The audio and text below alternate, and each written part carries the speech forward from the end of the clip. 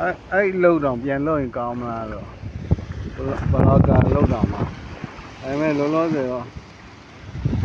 ပြီးချင်းနဲ့သွားမှာပဲရ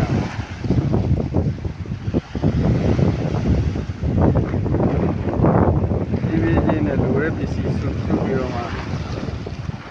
ပြီးချင်းရိုက်ယူမှာရဟိုကတော့ North Pattaya Beach ဘက်ကိုရောက်နေပါတယ်ဒီမှာလေး